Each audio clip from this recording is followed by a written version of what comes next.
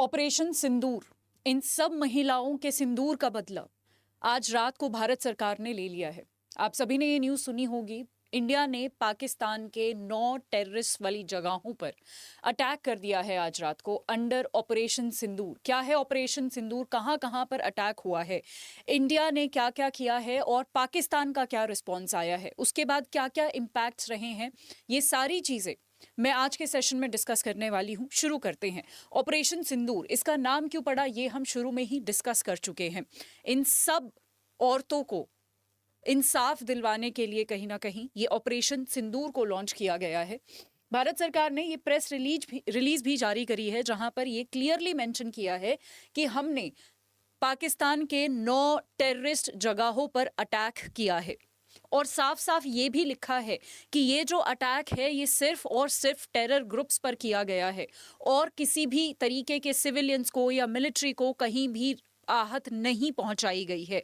हालांकि पाकिस्तान का एक अलग एंगल है, वो भी मैं आपको बताऊंगी। वो कहते हैं हमारे यहाँ पर सिविलियंस को मार दिया है, बट भारत सरकार ने साफ साफ लिखा है, वो भी मैं आपको क्लियरली दिखाऊंगी कि कहां पर यहाँ पर लिखा गया है। तो क्लियरली आप देख सकते हो, ऑपरेशन सिंदूर हिटिंग टेररिस्ट इंफ्रास्ट्रक्चर, टेररिस्ट के इंफ्रास्ट्रक्चर को हमने हिट किया है पाकिस्तान में और कुछ जगहों पर जहां पर पाकिस्तान ऑक्यूपाइड कश्मीर है वहां पर भी हमने अटैक किया है। टोटल 9 जगहों पर हमने अटैक किया है एंड ये जो है एकदम फोकस था, नॉन एस्केलेटरी इन नेचर था और no Pakistani military facility have been targeted. किसी भी मिलिट्री जगह को नहीं टारगेट किया गया है, किसी भी सिविलियन जगह को या सिविलियंस को कोई भी अटैक नहीं किया गया है। आप यहां पर देख सकते हैं, इस ट्वीट का हमें बहुत समय से इंतजार था। रात को 1:51 पर यह ट्वीट आता है इंडियन आर्मी की तरफ से, जहां पर लिखा है जस्टिस इज सर्व्ड, जय हिंद, ऑपरेशन सिंदूर। इसके बाद ही हमें पता चलता है कि जहां हम मॉक ड्रिल की प्रतीक्षा कर रहे थे वहां पर हमारी भारत सरकार कुछ और ही प्लान कर रही थी, ये अटैक प्लान कर रही थी। हम ये अटैक प्लान कर रहे थे। ये पाकिस्तान के दृश्य हैं, आप देख सकते हैं कि किस तरीके से यहां पर अटैक किए जा रहे हैं और उनके यहां पर किस तरीके से रात को भगदड़ मची है। आगे समझते हैं कितने लोगों की अब तक यहां पर मृत्यु हुई है। लगभग 60 से 62 जो आतंकी हैं उनकी अब तक जो है मृत्यु की खबर आ रही है। इतने लोग अब तक मारे जा चुके हैं। बहुत सारे अखबार इसको अपने अपने जगहों पर कवर कर रहे हैं, सब यही बता रहे हैं कि 9 जगह पर इसको जो है टारगेट किया गया है।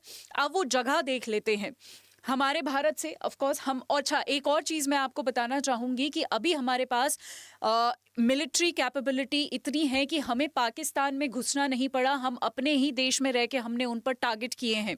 ये मैं इसलिए बता रही हूँ क्योंकि मैं सुबह से देख रही हूँ पाकिस्तान बहुत ज़्यादा फेक न्यूज़ फैला रहा है। वो बोल रहा है कि हमने इंडिया पर वापस हमला कर दिया है, उनके विमानों को जो है हमने ध्वस्त कर दिया है। तो इस तरीके का कुछ हुआ ही नहीं है क्योंकि हमने विमान भेजे ही नहीं है, हमने अपने ही देश में बैठकर वहां पर अटैक किया है। चलिए, ये सारी जगहें हैं, आप देख सकते हैं जहां जहां पर अटैक हुआ है। मैं आपको इनके आतंकी संगठन भी बताऊंगी कि कौन कौन है यहां पर। आप क्लियरली देख सकते हैं, पहला यहां पर जो अटैक हुआ है ये बहावलपुर में यहाँ पर अटैक किया गया है। फिर यहाँ पर मुरीदके में अटैक हुआ है, फिर तेहरा कला में हुआ है, बरनाला में हुआ है, सियालकोट में हुआ है, कोटली में हुआ है, मुजफ्फराबाद में हुआ है, पीओके के जगह पर भी यहाँ पर कुछ हुआ है। अगर मैं बहावलपुर की बात करूँ तो यहाँ पर जैश ए मोहम्मद का संगठन, आतंकी संगठन है। फिर मुरीदके की बात करूँ तो लश्कर तैयबा का आतंकी संगठन है वहाँ पर। तेहरे कला की बात करते हैं तो जैश ए मोहम्मद का संगठन है। सियालकोट में हिजबुल का संगठन है, बरनाला में लश्कर तैयब का संगठन है, कोटली में जैश ए मोहम्मद और उसके बाद कोटली यहाँ पर हिजबुल का भी है, मुजफ्फराबाद में लश्कर तैयबा एंड जैश ए मोहम्मद। तो ये सारे आतंकी संगठन पर हमला किया गया है इन सारी जगहों पर जो हमारे क्लियरली बॉर्डर के काफ़ी पास है। ये मैं आपको एक मैसेज दिखाना चाहती हूँ जो मेरे ही एक स्टूडेंट ने मुझे किया था कि वो अभी जोधपुर में रहती हैं। आपको पता है राजस्थान बॉर्डर भी हमारा टच होता है पाकिस्तान से। वो अभी जोधपुर में रहती हैं और वो सुबह से देख रही हैं कि वहाँ पर जो है बहुत सारे एयर स्पेस में बहुत सारे जो है जो यहाँ पर हमारी एयर स्पेस उनका बहुत ज़्यादा बिजी है, बहुत सारे जो विमान हैं वो सारे उड़ रहे हैं, पूरा जो है सर्वेलेंस किया जा रहा है। बीकानेर और बाड़मेर में सारे स्कूल और गवर्नमेंट ऑफिशियल्स को अभी बोला है कि बंद कर देते हैं और जो लोग जहाँ पर हैं वो उनको वहीं रहना है। स्कूल्स को बंद कर दिया गया है अभी के लिए, यानी गवर्नमेंट ऑफिशियल्स को, स्कूल्स वगैरह को बंद कर दिया गया है। यहाँ पर मॉक ड्रिल्स भी शुरू हो गई हैं, बहुत सारी अलग अलग जगहों पर मॉक ड्रिल्स भी शुरू हो गई हैं। अगर आप ये सोच रहे हैं कि मॉक ड्रिल आज होनी थी, हमारे यहाँ पर नहीं हुई, तो उसके लिए भी मैं आपको अंत में बताऊंगी कि मॉक ड्रिल के लिए हमें क्या करना है। अभी के लिए जो सबसे ज्यादा थोड़ा सा टेंशन वाली बात है वो बॉर्डर एरियाज को अभी के लिए थोड़ा सतर्क होने की जरूरत है, क्योंकि बॉर्डर एरियाज पे कुछ भी हो सकता है। ये प्रेस रिलीज मैं आपको जरूर दिखाना चाहूंगी, क्योंकि पाकिस्तान बार बार क्लेम कर रहा है कि हमारे सिविलियंस को इंडिया ने मार दिया, हमारे जो आम नागरिक है उनको मार दिया। ऐसा कुछ नहीं है। भारत सरकार ने अपनी ऑफिशियल जो PIB की साइट है वहां पर क्लियर लिखा है कि हमारा जो अटैक है वो 9 जगह पर हुए हैं और किसी भी पाकिस्तानी मिलिट्री फैसिलिटी को, सिविलियंस को यहां पर टारगेट नहीं किया गया है। हमने सिर्फ टेररिस्ट ग्रुप्स को अटैक यहां पर किया है। तो आगे बढ़ते हैं, पाकिस्तान का थोड़ा सा रिस्पांस इसमें से देख लेते हैं। पाकिस्तान यहाँ पर शहबाज शरीफ का जो है ये ट्वीट है, आप देख सकते हैं। The cunning enemy has carried out cowardly attack on 5 locations इन पाकिस्तान। वो बोल रहा है कि कावर्डली अटैक, कावर्डली, अच्छा हमने कावर्डली अटैक किया है, तुमने जो हमारे टूरिस्ट को आतंकवादी हमलों से मरवाया, या जो आतंकवाद ने हमारा जो है इतने सारे टूरिस्ट को मारा, वो ठीक था, वो कावर्डली नहीं था। आप अचानक से जंगलों में से आ जाते हो और लोग घूम रहे हैं और उनको मार के चले जाते हो, वो कावर्ड नहीं है। हमने जो आप पर रिटालिएट किया है वो कावर्डली अटैक है, वो हमारी कायरता है। क्या बात है। 5 लोकेशन बोला है हमने, 9 लोकेशन पे करवाया है, बट ऑफ कोर्स वो अपनी जनता को सच तो नहीं बताएंगे।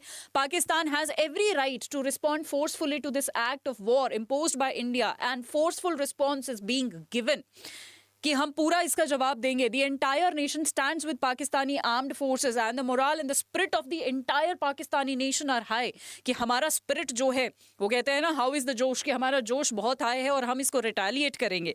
चलिए देखते हैं आप क्या कर पाते हैं। तो ये उनकी तरफ से जो है बयान आया है। थोड़ा सा एक चीज़ मैं आपको दिखाना चाहूँगी कि यहाँ पर इंडिया के आप क्लियरली देख सकते हो, सुबह से एक न्यूज़ आ रही है कि अब जो पाकिस्तान पे जो प्लेन्स, एयरप्लेन्स है, वहाँ से अब कोई भी एयरप्लेन्स नहीं उड़ रही हैं। इंडिया में भी अगर आप देखोगे तो यहाँ पर जो बॉर्डर एरियाज़ है, ये वाले जो बॉर्डर एरियाज़ हैं हमारे, यहाँ पर कोई भी एयरप्लेन नहीं उड़ रही है। बहुत सारे जो हमारे एयरपोर्ट्स हैं उनको बंद कर दिया गया है। लेह लद्दाख हो गया, हिमाचल में धर्मशाला हो गया, बहुत सारे जो बॉर्डर एरियाज़ वाले एयरपोर्ट्स हैं उनको बंद कर दिया गया है फॉर सेफ्टी पर्पसेस। बहुत सारी एयरलाइंस को जो है डाइवर्ट कर दिया गया है, यहाँ पर इधर जो है डाइवर्ट कर दिया गया है। तो ये वाला काफी बिजी एरिया चल रहा है, जबकि यहाँ पर सारे ही एयरपोर्ट्स को, मैक्सिमम सारे एयरपोर्ट्स को बॉर्डर एरिया की वजह से अभी के लिए बंद कर दिया गया है।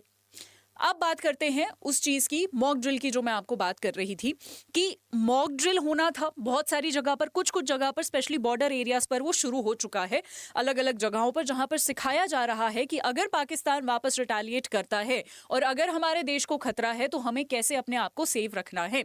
जहां पर 3-4 चीजें सिखाई जा रही हैं। नंबर 1, अगर सायरन बजता है तो आपको उसको रिकग्नाइज करना है। सायरन का ये मतलब होता है कि किसी ने हम पे अटैक कर दिया है। नंबर 2, बहुत सारी जगहों पर ब्लैकआउट्स, यानी एकदम अंधेरा हो सकता है और जब आपको बोला जाएगा आपको अंधेरा करना पड़ेगा। उस अंधेरे में ऐसा नहीं है कि आपको इन्वर्टर भी नहीं यूज करना है, बिल्कुल अंधेरा आपको करके रखना है, एकदम टोटल ब्लैकआउट, ताकि किसी भी एनिमी के एयरक्राफ्ट को हम दिखाई ना दें। ऊपर से अगर आप कोई भी अपना एयर ट्रैवल प्लान कर रहे थे, मैं बोलूंगी, मैं सजेस्ट करूंगी उसको कुछ टाइम के लिए पोस्टपोन कीजिए, क्योंकि आप घर में रहेंगे तो ज्यादा सेफ रहेंगे। अगर आप प्लेन में हैं तो आपका रिस्क बढ़ेगा, तो आप जरूर कीजिएगा। तीसरा जो हम मॉक ड्रिल में करने वाले हैं वो कैमोफ्लेज करने वाले हैं। ये जनरली जो इंपॉर्टेंट इंफ्रास्ट्रक्चर होते हैं हमारे, जैसे बेस कैंप हो गए, हमारे मिलिट्री कैंप्स हो गए, उनको हम अलग कलर से ढक देंगे ताकि दुश्मन के एयरक्राफ्ट्स को या फिर रडार के अंडर वो ना आए और कैच ना हो और हम पे अटैक ना हो पाए। इस तरीके की चीजें मॉक ड्रिल में सिखाई जा रही हैं, शुरू हो चुका है। अभी धीरे धीरे लेट्स सी भारत सरकार के क्या ऑर्डर्स आते हैं। उससे पहले मैं आपको बताना चाहती हूँ, भारत सरकार ने एक वीडियो रिलीज करी है गवर्नमेंट ऑफ इंडिया अपनी ऑफिशियल वेबसाइट पर। अगर आप वहां से जाके डाउनलोड कर सकते हैं तो कर लीजिए, अदरवाइज मैं आपको एक टेलीग्राम देती हूँ, इसको स्कैन करोगे एक टेलीग्राम आपको मिलेगा, उस टेलीग्राम ग्रुप को ज्वाइन करो। वहां पर मैंने एक वीडियो शेयर करी है, मॉक ड्रिल वीडियो, जो हमारे देश में मॉक ड्रिल का वीडियो भारत सरकार ने जारी किया है कि ऐसे ऐसे अगर युद्ध हो जाता है तो आपको ये सारी चीजें करनी पड़ेंगी, ये वीडियो मुझे लगता है हर एक नागरिक को देखनी चाहिए। मुझे, आपको, एवरीवन इसको ज्यादा से ज्यादा शेयर कीजिएगा, ज्यादा से ज्यादा लोगों की मदद कीजिएगा, अपने फैमिली की, अपने फ्रेंड्स की, इवन स्ट्रेंजर्स की। तो उसके लिए हमें खुद तैयार रहना पड़ेगा।